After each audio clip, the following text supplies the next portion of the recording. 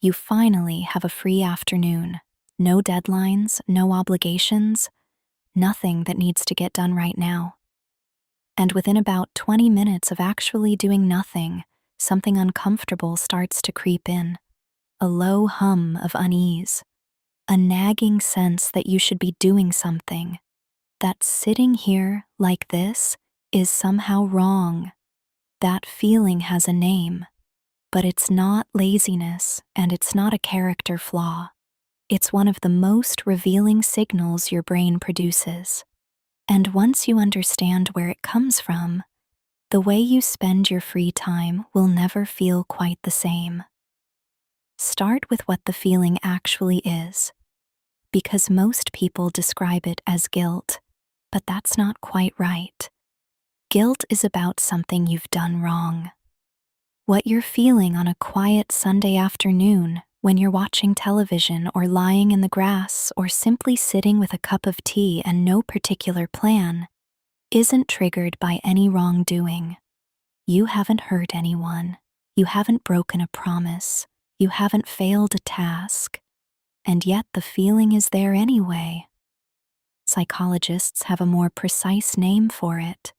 It's closer to what researcher Sabine Sonnentag calls recovery interference, the mental difficulty of disengaging from goal-directed activity.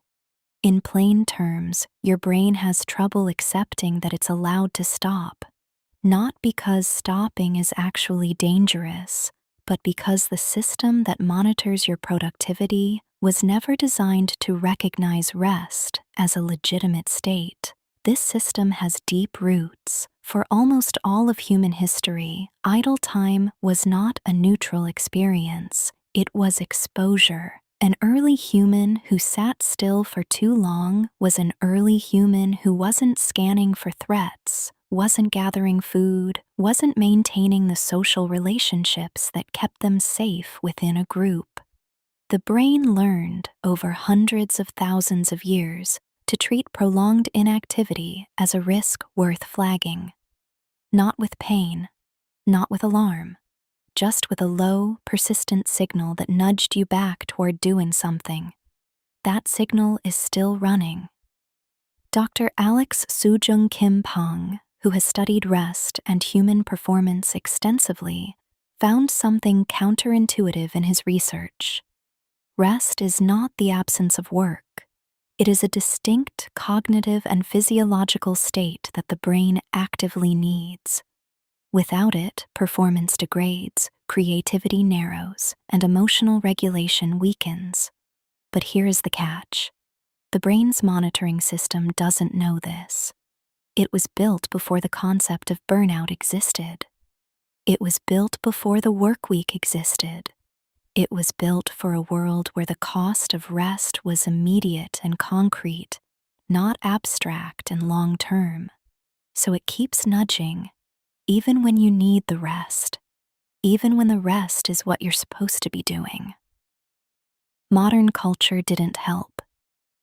Somewhere in the last 2 centuries, as industrialization restructured human life around productive labor, a moral framework grew up around busyness. Being busy became a signal of value.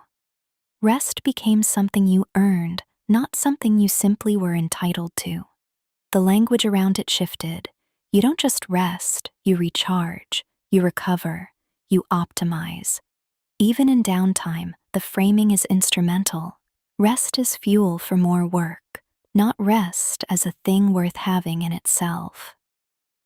This framework seeped into the way most people think about their own time. And now, when you sit still without a clear productive purpose, you're not just running into your ancient brain's nudge system. You're also running into a cultural story that tells you your worth is tied to your output. That doing nothing, even briefly, even intentionally, is a kind of small failure. Researcher Tristan Inagaki has studied how the brain responds to social value and belonging. Her work touches on something important here. The guilt of unproductive rest isn't just a private discomfort. It's connected to how you believe you appear to others. Rest in a productivity-first culture can feel like visibility of your inadequacy, like someone might notice you're not contributing, like you might be falling behind. The fear isn't just internal, it's social. And social threat, as you may have seen in other conversations about your brain, gets treated with a similar urgency to physical threat.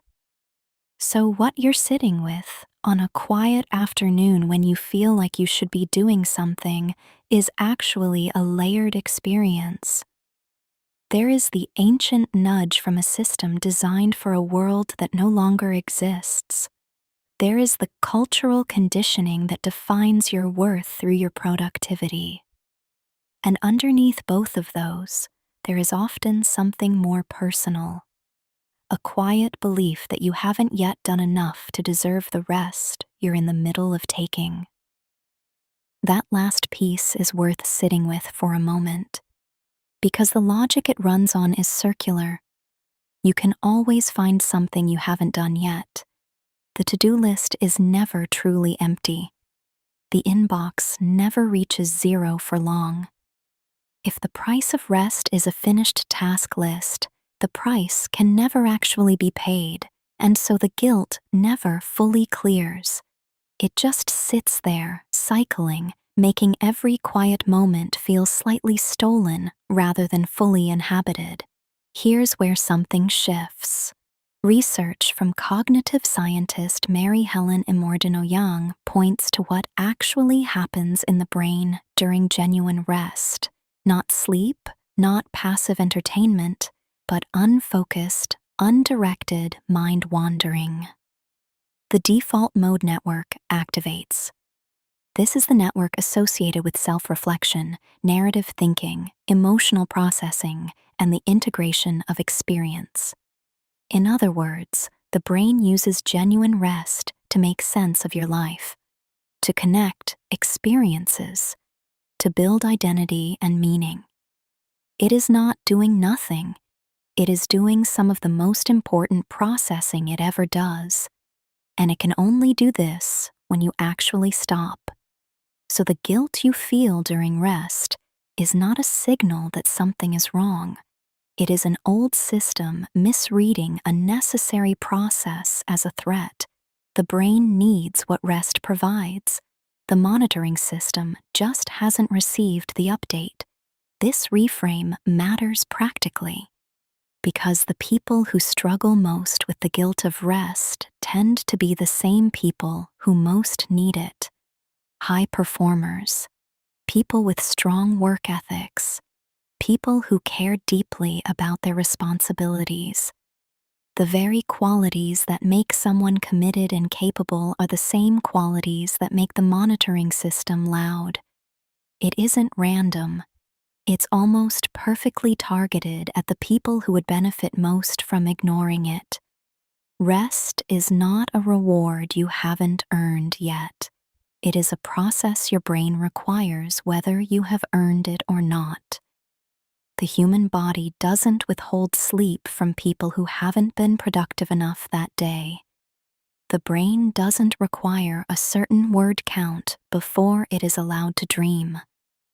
Biological need doesn't negotiate with achievement, and genuine rest, the kind that allows the default mode network to do its work, operates the same way. It isn't optional, it just feels like it is, because the system monitoring you is louder than the system that benefits from the silence.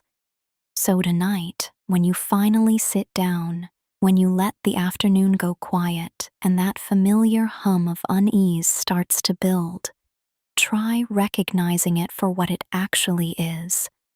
Not a sign that you're failing, not proof that you haven't done enough, just an old signal designed for a world you no longer live in, misfiring at exactly the moment your brain is trying to do something it can only do in the quiet.